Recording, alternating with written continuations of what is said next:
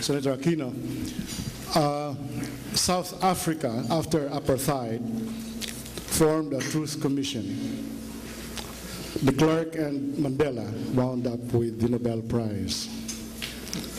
In South Korea, a similar search for the truth landed Park Chung-hee and Ray Tae-woo in jail.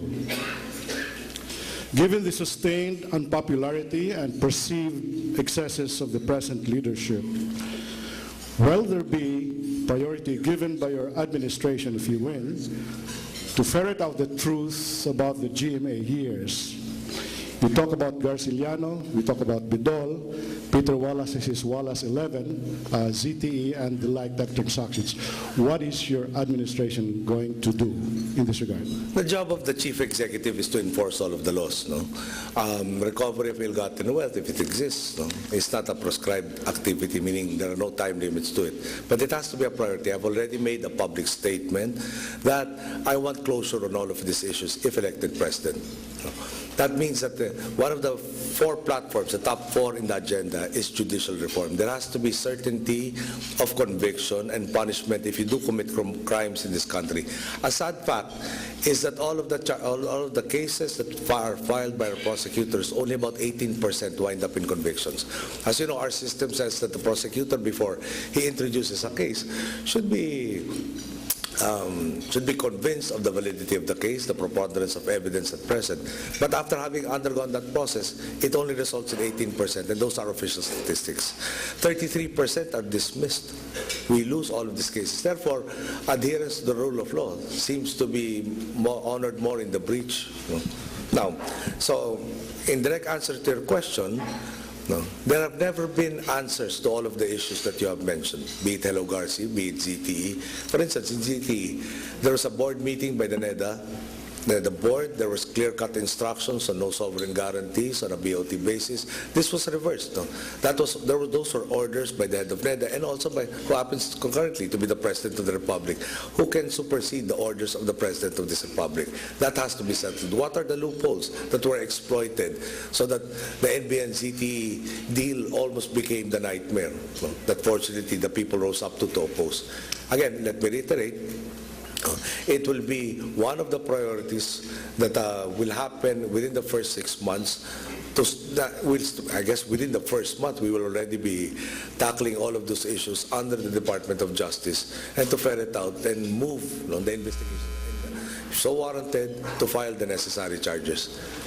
Follow-up, Senator Aquino. Will you or will you not form a Truth Commission? The Truth Commission was something I've always been studying ever since I became a congressman the first time in 1998. I saw that the model and the idea of closure for a lot of things.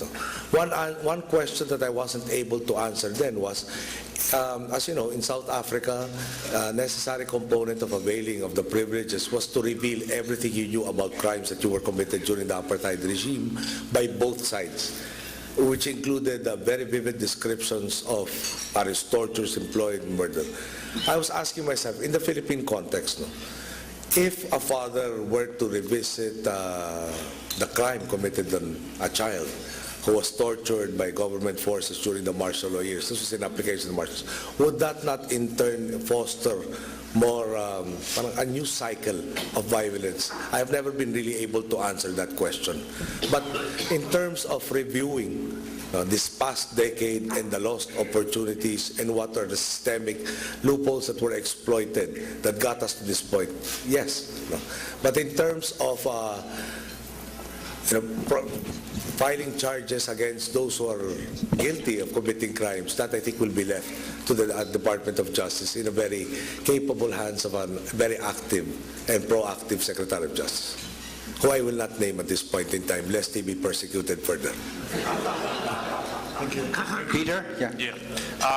Over the last decade or so, the Philippine economy has not done well in manufacturing, has become uncompetitive in the world, and agriculture has not developed, as you mentioned, the way it should. And the country has moved more and more to being a service industry, very successfully in some cases. Call centres, BPO, tourism beginning to pick up. This is an area, I think, where there's a great future potential for the Philippines. But it requires one thing that the other two sectors don't require: education. And the educational system in the Philippines has deteriorated dramatically and alarmingly. We only have a 10-year primary secondary school system, where everywhere else in the world it's 12. As you mentioned, only 14% graduate from that lessened college level. We don't have enough classrooms, books full of errors, all the things you know. What specific things will you do to correct this situation, and where and how will you get the funds? There are various solutions to the problem. And first of all, let me agree with you, Mr. Wallace, with all of the things that you've said previously. Okay. What are solutions? How much will it cost to, there is an estimated 20 to 40,000 classroom need in this country. Okay. If our main focus will be to pump prime the economy and generate employment, then we will build the schools. Our experts tell us within a year, maximum of 2 years, we can complete the 20 to 40,000, even at a cost of $1 million per classroom, although at this point in time, the average is about 500,000. And where will we get the money? As I mentioned earlier, there are so much leakages in our revenue collection efforts. The 150 billion, we can allocate a portion of that 150 billion towards meeting at least part of the 40 billion necessary, if pump priming was the necessary goal. If, on the other hand, we want a more efficient use of the resource, we can contract private schools. I'm made to understand middle-tier schools have a tuition in the 5,000 to 8,000 peso bracket.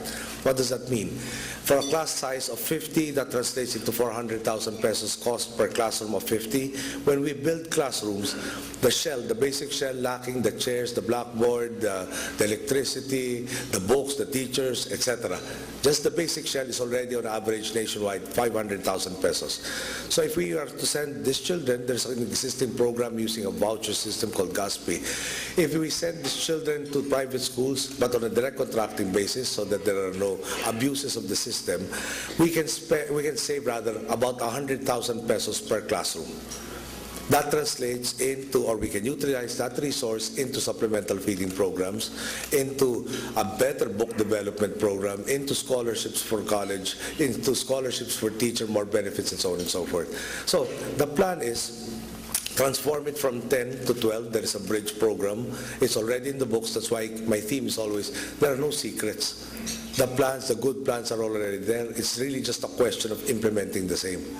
Now, I think it is unfair for our students to expect, rather than our students to be able to absorb 12 years worth of education and in a 10-year program, further compounded by the desire to be solving the problems by saying we have no more classroom shortages. And this was done basically by shifting. Shifting is making 2 or 3 classes utilize 1 classroom. And I would just like to emphasize, because that really angers me every time I think about it. You're a grade 1 student, which is the entry level in our public school system. You have a class supposedly for English, to which science and health have been included. So the child who probably doesn't understand English, is tasked to understand scientific concepts, probably taught in English, and together with health. And to further compound it, as if he didn't have enough problems, he's given a textbook that the errors are known only to the teacher who is in possession of teacher's notes. The grade 1 student, I think, by the DepEd, is expected to be able to discern what is right and what is wrong at grade 1 in a language he doesn't understand. Therefore, the investment is a guarantee of problems down the line. People who cannot be employed gainfully. Limitations as to what we can do, given the talent that is there before us. So we want to get to the 12-year program. We want to have a preschool level where they are taught or conditioned to be able to study. And of course, those textbooks really will have to be corrected. And people who accepted the same and contracted for the same should be liable.